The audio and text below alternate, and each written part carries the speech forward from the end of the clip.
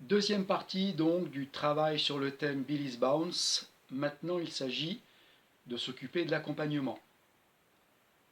La grille, en fait, par rapport au standard bebop, avec une harmonie relativement riche et sophistiquée, c'est un blues, elle reste donc basique. En tout cas, on peut la pratiquer comme telle.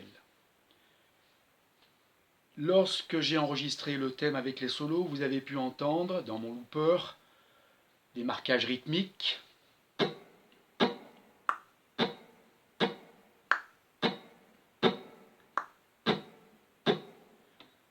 voilà, toujours en étant placé sur le métronome à la blanche avec le clic marqué sur le 2 et le 4.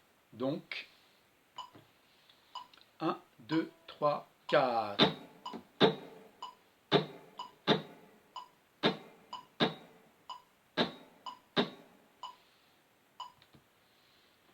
L'harmonie, je vous l'ai dit, elle est simple. On aura pour commencer Fa majeur, ensuite Si bémol septième, Fa majeur à nouveau. Et pour la quatrième mesure, Fa septième. Pour mieux préparer ainsi la mesure 5 et 6 du Si bémol septième, mesure 7, Fa septième, mesure 8, mouvement chromatique qui part du La mineur, substitution du Fa, La bémol mineur, chromatisme, pour arriver sur le deuxième degré, Sol mineur, mesure 9, Do septième enrichi d'une neuvième, pour la mesure 10, et puis l'anatole, que je pratique comme tel en repartant du La mineur, La bémol septième, Sol mineur, Sol bémol 7. Avec le 2-4, voici ce que ça va donner. 1, 2, 1, 2, 3, 4.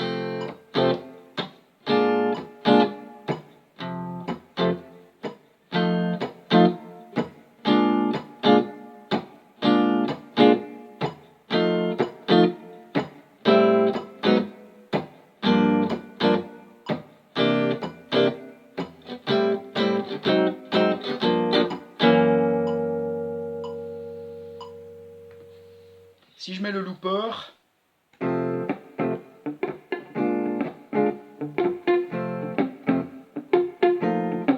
vous entendez ce petit élément qui amène la percussion.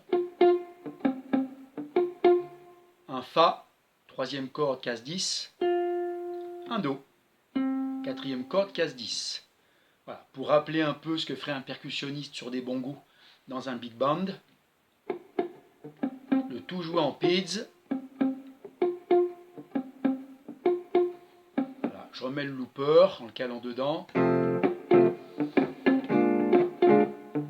Bien évidemment, c'est marqué sur le 2 et le 4 de la mesure.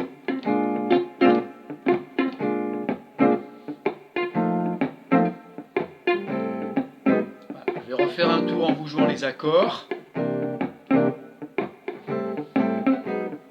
1, 2, 3, 4, Si bémol, Fa, Fa septième, Si bémol 7.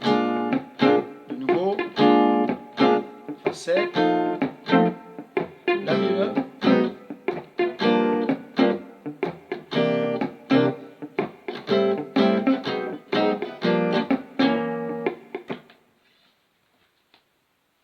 Voilà donc pour l'accompagnement qui m'a servi lorsque j'ai joué le thème et les solos.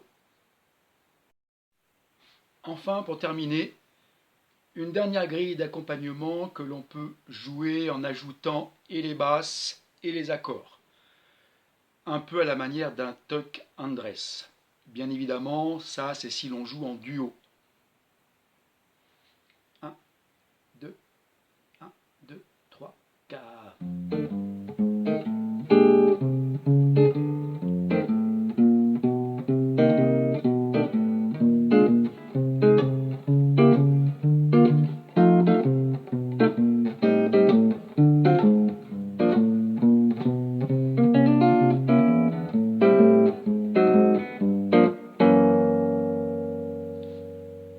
Bon travail, à très bientôt. Ciao.